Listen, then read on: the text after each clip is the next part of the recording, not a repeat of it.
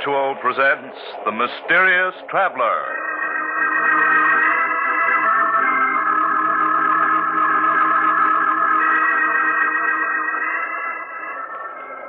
This is The Mysterious Traveler, inviting you to join me on another journey into the realm of the strange and the terrifying. I hope you will enjoy the trip, that it will thrill you a little and chill you a little. So settle back and get a good grip on your nerves, if you can. Where are we going? Well, let us say for the moment we're taking a little trip into time and a story I call New Year's Nightmare.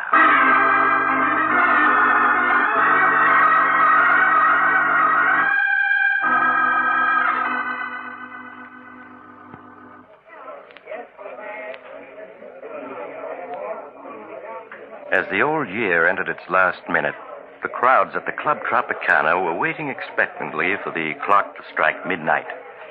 At a ringside table, a lovely young woman angrily whispers to the man with her. Chris, if you take another drink, I'll leave. Oh, Judy, this is New Year's Eve. It'll be 1947 in another minute. Gotta celebrate, don't I? Just one more. Just one more, just one more. That's what you always say. I wouldn't mind if it were just tonight, but you're always getting drunk. Waiter, another bottle of champagne. Nothing I say means anything to you, does it? You think because I've forgiven you a dozen times in the past, I'll do it again. But you're wrong, Chris.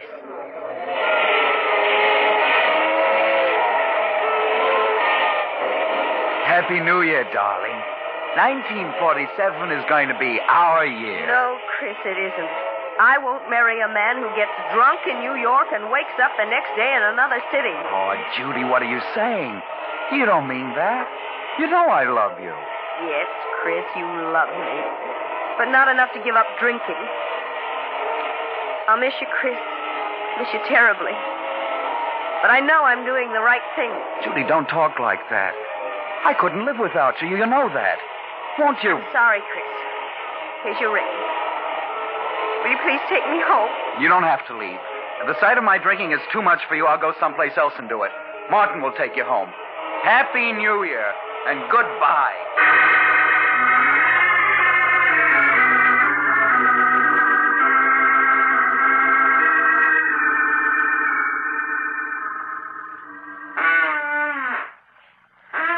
Do you mind finishing that drink, mister? It's 5 o'clock in the morning and I'm dead on my feet.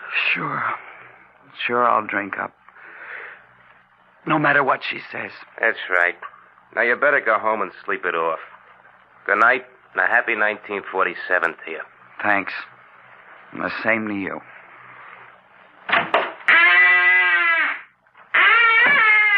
Cold. Gotta find another bar. New Year's. Gotta celebrate. Another bar across the street. Oh, gotta celebrate. Hey, mister, look out for that car. You're gonna get run down if you don't. Look out!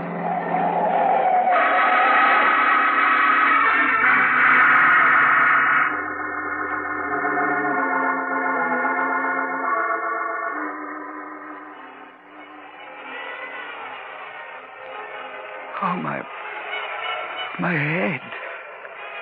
Oh, it feels so funny. What's that noise? Those horns. Why, darling, it's midnight. New Year's. Oh, my head, it's throbbing so. Where am I? How did I get here? Why, darling, you live here.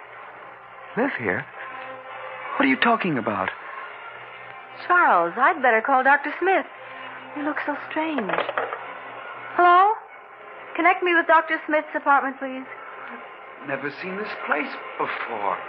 Hello, Doctor? This is Blanche Arnold. Yes, it's Charles. He isn't well. Could you come to our apartment at once? Oh, thank you. Goodbye. What do you mean, I live here? Who are you? Where am I? I'm your wife, Charles. This is our home, don't you remember? You're my wife. Well, you can't be. I'm not married. What am I doing here? What's your game? Charles, can't you remember anything about us? What are you talking about? I never saw you before. And why do you keep calling me Charles? My name is Chris. Chris Andrews. Chris Andrews. So that's what the initial CA stood for. Oh, that noise out there. What are they making such a racket for? Because it's midnight, New Year's Eve. Midnight? New Year's Eve? But it was midnight hours ago when I left the Club Tropicana. What are you talking about? Oh, that must be Dr. Smith. I'll answer it. Dr. Smith? I don't know any Dr. Smith. Oh, come in, Doctor. I'm so glad you're here. I think it's the amnesia. It seems to have left him all of a sudden. Charles? It's Dr. Smith. I don't know him, and I don't know you. And please stop calling me Charles. I told you my name is Chris Andrews. Mm-hmm. Won't you sit down, Mr. Andrews? I'd like to talk with you for a few minutes. What about? Tell me, Mr. Andrews, what's the last thing you remember before finding yourself in this apartment? Why, Judy. She and I were at the Club Tropicana, celebrating New Year's Eve. I see. I remember we quarreled about my drinking. I walked out on her and had a few drinks someplace else. Mm-hmm. That's all I can recall. Oh, my head. I've had hangovers, but I've never felt like this before. What time is it? It's just 4 minutes after 12. But it can't be 4 minutes after 12 New Year's Eve. That was hours ago when I left the Tropicana. Mr. Andrews, that was New Year's Eve, 1947. What do you mean, that was New Year's Eve, 1947? This is New Year's Eve, 1948. 1948? What are you talking about? It's 1947. Well, here's the morning paper. You can see the date for yourself. Thursday, January 1st, 1948. No, it can't be. It can't be. A year gone? Just like that? Well, where did it go? I haven't lived it yet. Perhaps you'd better let me clear up a few things for you. 1948. My name is Smith. I was a resident physician until recently at the Park Hospital.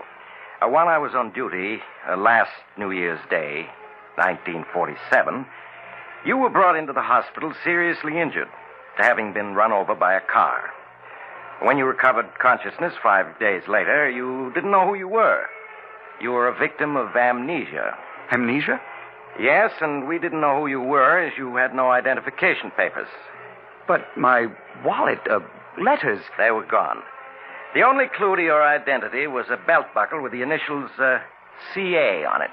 We didn't know your real name, so I called you Charles for the C. Blanche was your nurse. I've always liked the name Charles. And as for your last name, we thought Arnold was as good as any, so you became Charles Arnold.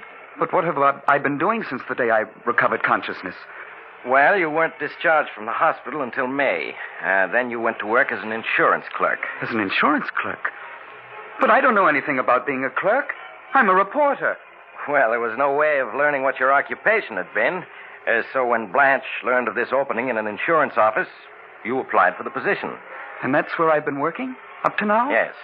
And then after you got your job, we were married. Married? Charles. Chris. Don't you remember? I'm afraid, Blanche, you really can't. Married? But Judy... Oh, it's like a dream. My head keeps throbbing. I keep expecting to wake up. There's that date in the paper. January 1st, 1948. Doctor, you said he might never get over his amnesia. Well, that was a strong possibility, but apparently the sounds of New Year's brought back his memory. A year gone just like that. Judy, my friends, job, all gone. Doctor, where am I?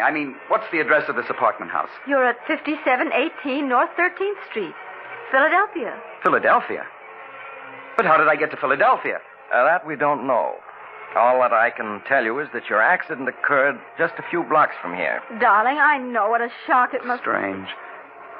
You must have called me darling many times in the past. And yet this is the first time I've ever heard you call me that. Yes, I know. What did you say your name was?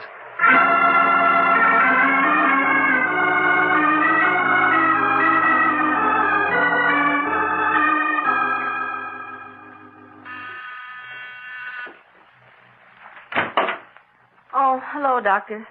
Come in, won't you? Thank you. How are you, Blanche? All right, I suppose. How's Chris getting along? He's fine. It's just... Why, Blanche, what's this? I've never seen you cry. Here. No, it's just that everything's so changed. Those 6 months Chris and I were married before he regained his memory were the happiest of my life. And now? This past month since he got his memory back, it's been as though I were married to a stranger. It isn't as though he doesn't try to be nice to me, but it's also obvious he doesn't love me. Now, Blanche, you mustn't say that. It's true, I tell you. How can a man love a woman those first 6 months as he loved me and then fall out of love with her when he's regained his memory? Well, you must have patience, Blanche. It will take time for Chris to adjust himself to what's happened. He fell in love with you as Charles Arnold, and I'm sure he will as Chris Andrews. You just must give him time.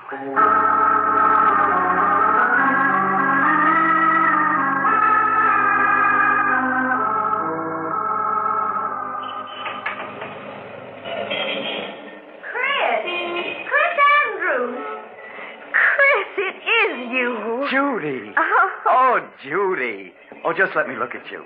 Oh, this can't be true. You're being here. Well, it is. It's been a long time. Yes. Year and a month since New Year's Eve, 1947. Chris, what are you doing here in Philadelphia? I live here. Well, so do I. I got a job with Ryan and Company as a copywriter here a few months ago. Look, Judy, we can't talk here on the sidewalk. That's right. Well, look, I live only a few blocks from here. We can go to my apartment. Oh, that's fine. There's so much I want to ask, and there's so much to tell.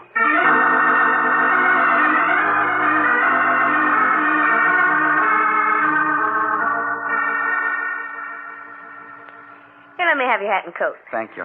Would you like something to drink? No, I don't drink anymore. Oh?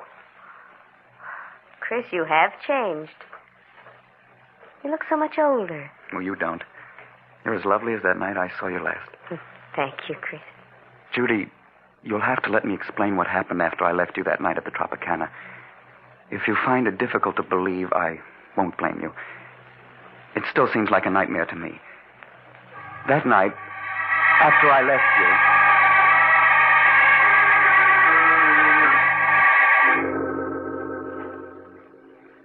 And so now you know everything. From the moment I last saw you to this one. Oh, no wonder you look different after having gone through an experience like that. Well, you're all right now. You know who you are. You're happily married. You have a job. I'm not happily married, Judy. Chris, you mustn't talk like that. Surely you must have loved your wife if you married her, and she hasn't changed. Judy, there's never been anyone for me but you. You know that. And you still feel that way about me. No, I don't. When we met tonight, that old look was still in your eyes. You do care. You know you do. Please, Chris, no matter how I feel about you, it's over now. You're married, and that's all there is to it. I wish you'd go, and I don't want to see you again.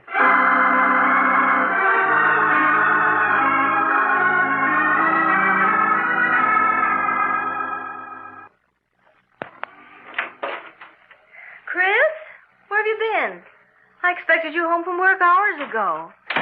I met a friend. Oh. Oh, you look so tired. Do you feel well? Blanche, this past month I tried my best to be a good husband, haven't I? Oh, you have been, darling. No, there's something missing, and you know it. Oh, it isn't your fault. It's mine. And as a result, we're both unhappy. You mustn't say that, Chris. I feel that in time, things will be as they were when we were first married. When you were Charles Arnold. No, but they won't be, Blanche. It's no use, I tell you. Chris, who is the friend you met tonight? The girl I was once engaged to. I see. Blanche, you've got to give me a divorce. No, Chris. I'll never do that. But why? You know I don't love you. What's the sense in going on like this? Chris, when you were Charles Arnold, you did love me, and we were happy together. I had your love once, and I mean to win it back. I won't give you a divorce.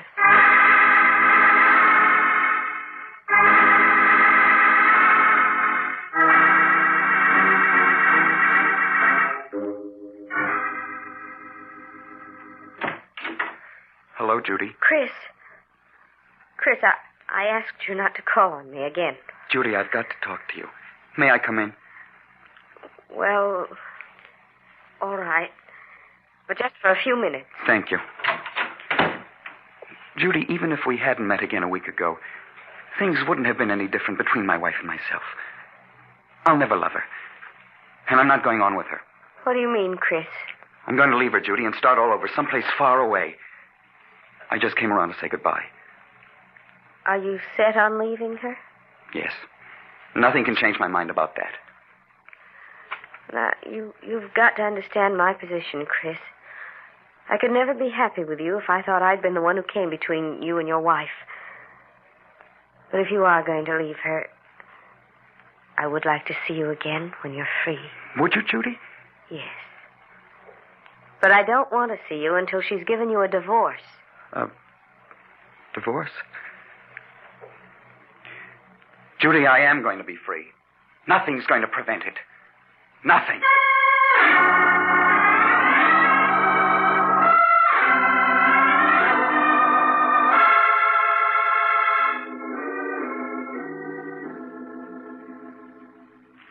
Blanche, how would you like to go out tonight? Go out? Yeah, we might take in a show or go dancing. Didn't I ever take you out when I was Charles Arnold? Oh, why, yes. We used to have wonderful evenings together then. Well, why not now? Unless you don't want to. Oh, Chris, there's nothing in the world I'd rather do. Hey, why the tears? Oh, it's just that I'm so happy. Oh, come here. Did this Mr. Arnold ever put his arms around you like this? Oh, yes, often. Oh, Chris, stop squeezing me so tight. Chris! Sorry, darling. Oh, you almost squeezed me to death. That's so you'll remember that I'm your husband and not Mr. Arnold. And Blanche. Oh, yes, Chris. I'm taking a week's vacation soon. What do you say if we go up to the Adirondack Mountains for a week of winter sports? Oh, Chris, I'd love to. Why, it'll be like a second honeymoon.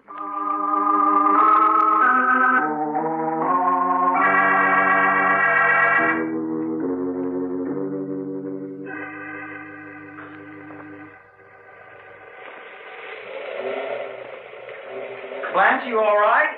There's only a few more feet to the top. I'm coming, darling. Where are you? Oh, there you are. Oh, Chris. Oh, the view is wonderful from here, isn't it? You're right. Being up here is like being alone in the world. Yes, just the two of us. Oh, this past week's been a wonderful one, Chris. I've never been so happy. Nor have I. Oh, be careful, Chris. Don't go so near the edge. That canyon's 4,000 feet deep. Oh, this ledge is perfectly safe. Come over here and take a look at the valley below. All right. Ooh, please keep your arms around me, Chris. Looking down like this frightens me. There. You're safe in my arms. Chris, why are you looking at me that way? What way, dear? I don't know. Is your head throbbing again? No, dear. I don't suppose you've changed your mind about giving me a divorce, have you? Giving you a divorce? But I thought we were so happy together. Yes, that's the impression I meant people to get. Chris, you can't be serious. Why, everything's been wonderful these past few weeks. Oh, I see it won't be any use trying to talk you into it. What do you mean? I'm sorry, Blanche. I don't want to do this, but you've given me no alternative. It's really your own fault, that you must die. Let go of me, Chris. No use struggling, darling. No one can see or hear you, and you can't possibly escape. You can't throw me off that ledge, then I'll hang you. I don't think so, dear. We've been so happy these past few weeks. I'm sure the police will see it as an unfortunate accident. Stop pushing me toward the edge. Chris, don't. I'll give you a divorce. I'll give you anything. I'm afraid it's too late for that.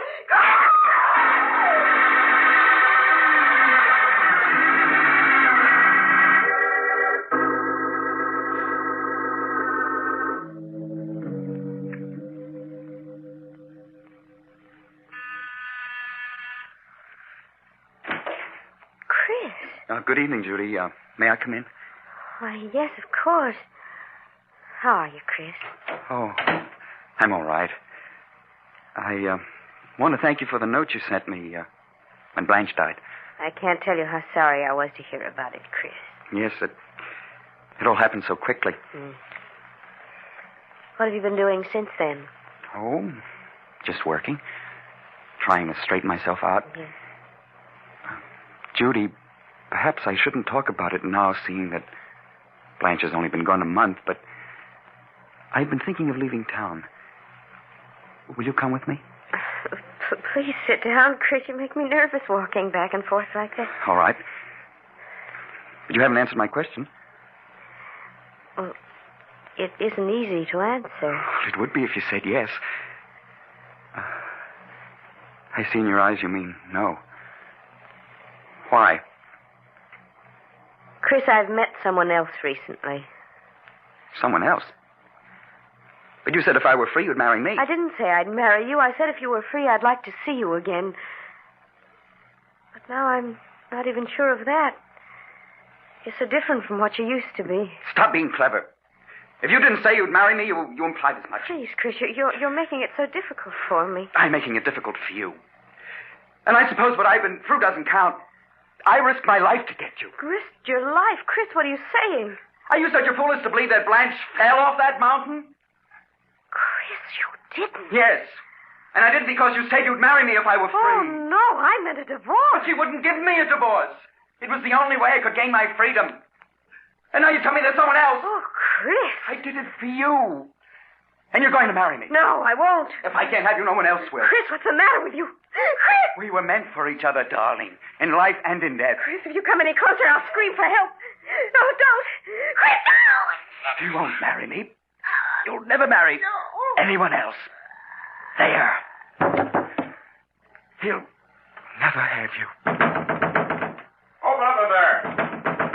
Miss Winters, are you all right? Call the police.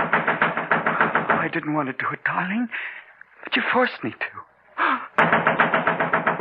Oh, my head. It throbs so. Everything's like a nightmare. Open up in there. This is the police. The police? I've got to get away.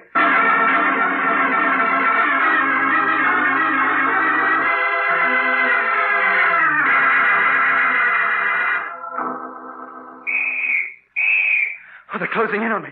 There's no escape from this roof. Let's work our way down from this end of the roof to the other. They'll never take me alive. Never. I've got 5 bullets. 4 for them and the last for myself. Take it easy now, Joe. You may be hiding behind one of those chimneys. Oh, my head. It keeps throbbing so. If I could only think. Oh, this can't be real. It's like a horrible dream. They're coming for me. Hey, there's someone behind that chimney over there. Get under cover. They'll never take me alive, never. I'll show them. Keep down, Mike. Why don't you come and get me? Afraid to shoot it out with me, huh? I'll show you. Come on, Mike. His gun is empty. Oh, empty. You'll never take me alive. Never. He's climbing up on the ledge. It's 15 stories down. I'm coming, Judy. I'm coming. He's going to jump. I'm falling. Falling.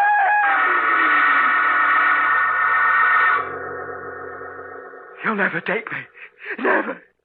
I'm falling. Falling. Doctor, the patient's recovering consciousness. Yes, you're right. He's opening his eyes. Oh, my head. It throbs so. Where am I? Oh, it was a dream. Not real.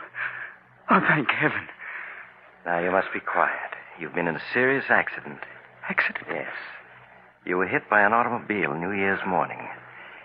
Would you mind telling me your name? There weren't any identification papers in your clothing, and we'd like to inform your relatives of what's happened. My name? It's... I can't remember my name. I see. Well, what about your address? Can you remember that? No. No, I can't remember anything. Now, you mustn't get excited. It'll all come back to you. You received a fractured skull from the accident.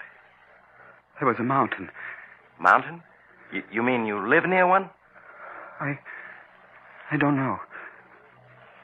There was a mountain. and the police were chasing me.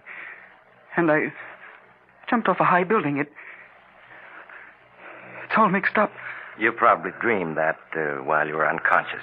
But you're all right now. Just need rest and quiet. Where am I? You're in the Park Hospital, Philadelphia. Philadelphia? What day is it? It's January 5th, 1947. It's 7:26 in the evening. And you don't know my name? No, all we have is your belt buckle with the initials CA. C.A. Nurse, will you look after the patient now? I'll be in to see him later tonight. Yes, Doctor. Are you comfortable? The initials C.A. What do you suppose they stand for? Perhaps the C is for Charles? Charles? Charles. I don't know. Well, suppose I call you Charles, just for the time being. I always liked the name Charles. All right. What's your name? I'm Miss Thompson, but you can call me Blanche. And Charles, let me be the first to wish you a happy 1947.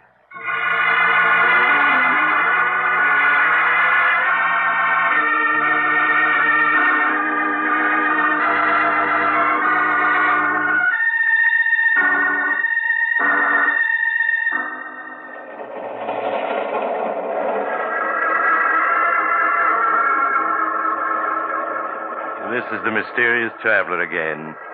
Have you enjoyed our little trip? Oh, by the way, I want to wish you all a very happy New Year. And I do hope you'll be careful about making new acquaintances. And perhaps you'd better keep an eye on the old ones, too. For after all, who can foretell the future? Not even Chris Andrews, or should I say Charles Arnold, knows what's in store for him. But we do, don't we? And speaking of the future, Oh, you're getting off here. I'm sorry. But I'm sure we'll meet again. I take this same train every week at this same time.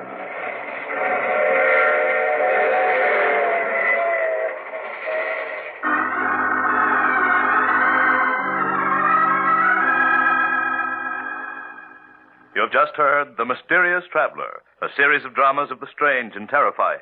In tonight's cast were Maurice Tarplin, Stuart Brody, Louise Fitch, Hester Sondergaard, and Mort Lawrence. Original music was played by Doc Whipple. The Mysterious Traveler is written and directed by Bob Arthur and David Cogan.